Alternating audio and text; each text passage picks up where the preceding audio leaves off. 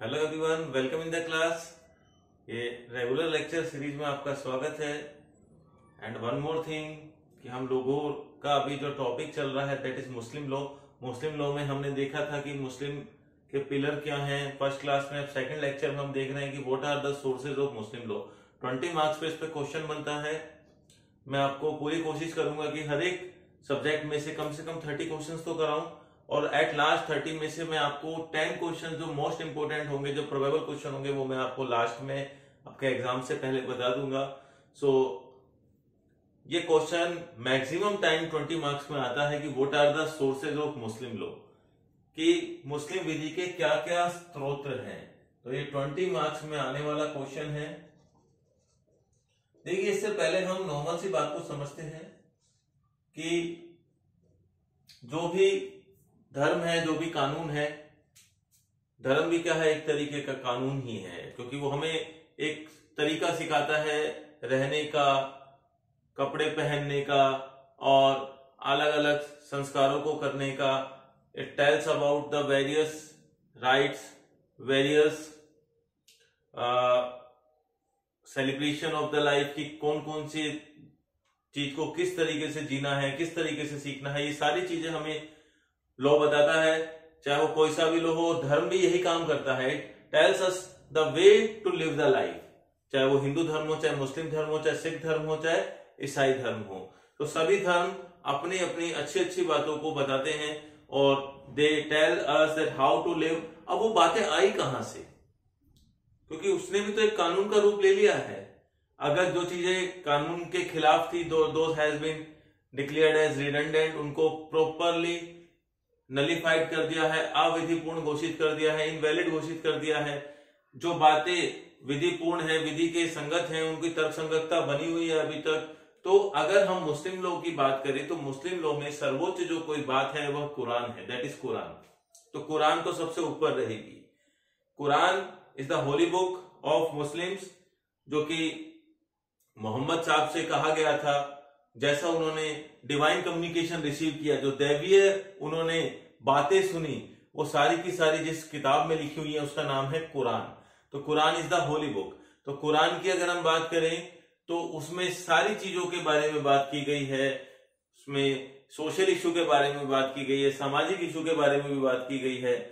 अब बेसिक सी बात करें तो मुस्लिम विधि में और बाकी विधियों में जो फर्क है कि मुस्लिम विधि में 90% जो सोर्स हैं वो वह प्राचीन हैं, they are ancient in nature, only 10% are modern. अब मॉडर्न में क्या आएगा, जो वर्तमान के हिसाब से बनाए गए हैं। जैसे कि आप मुस्लिम मैरिज एक्ट देखते हैं, अभी हाल में ही एक नया एक्ट बना है, उसके बारे में बात करते हैं, जो कि जिसमें ट्रिपल तलाक को कैंसिल कर दिया, उसके बारे में बात करते हैं। तो वो एक मॉडर्न सोर्सेज की कैटेगरी में आएगा। एंशिएंट और वो डेवलपमेंट जब मैं कराऊंगा, research development in Muslim law, हालांकि ऐसा क्वेश्चन एलबी में नहीं बनता है, बट फिर भी मैं आपको कराऊंगा ताकि आपको प्रॉब्लम ना रहे। तो 20 मार्क के क्वेश्चन को देखते हुए हम देखते हैं कि तो मुस्लिम विधि के स्रोत क्या क्या है। The ancient sources and modern sources. Ancient प्राचीन विधि की बात करें तो प्राचीन अगर स्रोत है तो वो 90% से उनसे मुस्लिम विधि चलती है, आधुनिक केवल 10% है।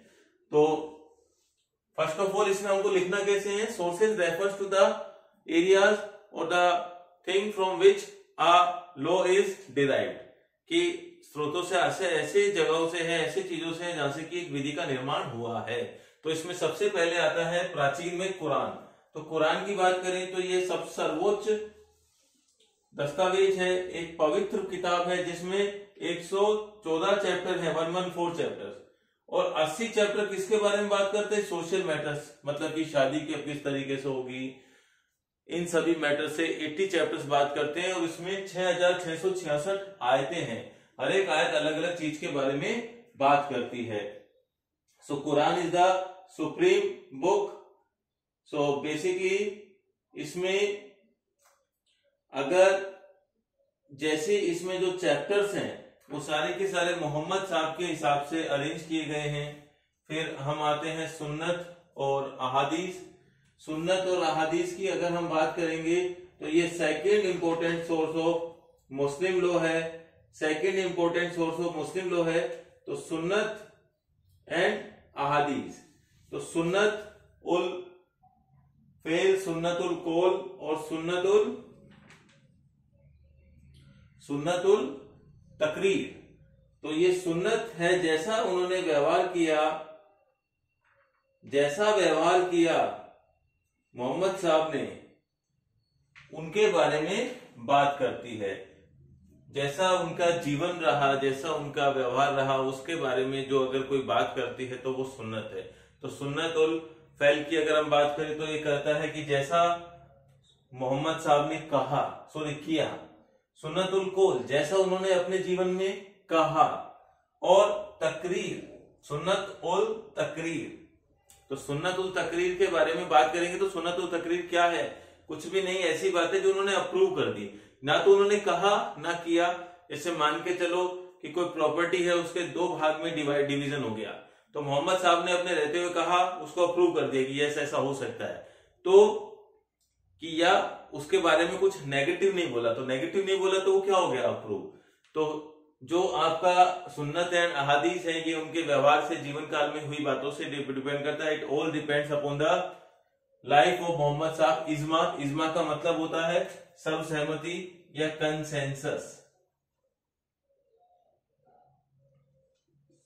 Consensus over legal issues.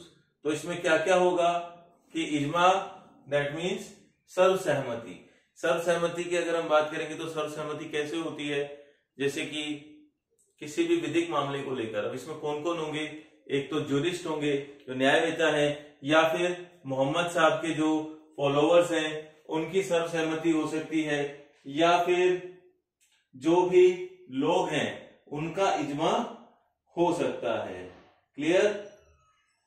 तो बेसिकली अगर हम बात करें कि इज्मा रेफर्स टू द कंसेंसस, तो इज्मा किस किस का होगा? फॉलोअर्स ऑफ मोहम्मद साहब, सेकंड जो न्यायवेत्ता है ज्यूरिस्ट, थर्ड होगा ऑफ अदर पीपल, बाकी अन्य लोगों का इज्मा। मतलब एक सर्वसहमति जुटाकर जिस बात को मान लिया गया उसको भी हमने विधि का रूप दिया। फिर नेक्स्ट आता है कयास।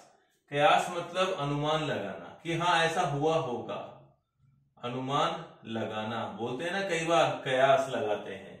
कयास the thing which can be proved bye analogy, अपना दिमाग काम में लेकर उस चीज को हम अप्लाई कर रहे हैं। फॉर एन एग्जांपल कि हम लोग देखते हैं कि जो मुस्लिम लोगों में कुछ अलग चीजें होती हैं, कुछ डिफरेंट काम होते हैं, या उस चीज को अगर एंशिएंट टाइम से होता आ रहा है तो हमने कयास लगा लिया कि जैसे कि हम कपड़ों का चलन देखते हैं तो कपड़े थोड़े डिफरेंट होते हैं, तो कयास हम ये लगाते हैं कि हाँ ऐसा हमारे धर्म में लिखा होगा इसीलिए ऐसा किया जा रहा है।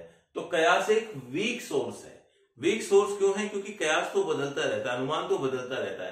तो अगर हम देखो इसको अगर सीक्वेंस में सेट करें तो सबसे ऊपर है कुरान, उसके बाद है सुन्नत, उसके बाद है इज्मा और लास्ट में आता है कयास। तो ये चीज आपको ध्यान रखनी है। और आधुनिक सोर्स की बात करें तो लेजिस्लेशन विधि निर्माण, विधियों के द्वारा इसमें कई विधि बनी है, मुस्लिम विमेन्स को लेकर बनी है, मैरिज को लेकर बनी है। फिर आते हैं प्रेसिडेंट्स मतलब पूर्व निर्णय भी एक तरीके से विधि का काम करते हैं, जैसे कि शाहबानो का केस था। फिर आता है last justice, equity and good conscience, that mean न्याय, सद्विवेक एवं जो भी अच्छा लग रहा है उसके हिसाब से, कि दो चीजें हैं, दो ऑप्शन हैं। सपोज किसी गरीब इंसान के पास प्रॉपर्टी नहीं है, तो अगर वहां पर उसने देखा कि क्यों ना इस विधि में एक ऐसा इंसर्शन किया जाए, ऐसी बात रखी जाए ताकि कोई भूखा ना सोए, तो वो किस पर है? न्याय एवं सद्विवेक के आधार पर है, ना कि किसी पर्टिकुलर धर्म के आधार पर, ना ही किसी और चीज के आधार पर। हमने अगर प्रॉपर्टी का बंटवारा किया वो भी बराबर हुआ तो भी इसे क्या मान लिया जाएगा? Justice, equity and good conscience मान लिया जाएगा। उसके अलावा देखिए अगर इसमें हम बात करें तो there are not so much sources, जो भी सोर्सेज हैं वो सारी चीजें हम डिस्कस कर चुके हैं। तो एंशिएंट सोर्सेज में जो जो बातें हैं वो आपको बता दी गई हैं। कुरान, सुन्नत, इजमा, कयास। जैसे कि लेजिस्लेशन में बात करें, मुस्लिम विमेन एक्ट 1986 है इसमें।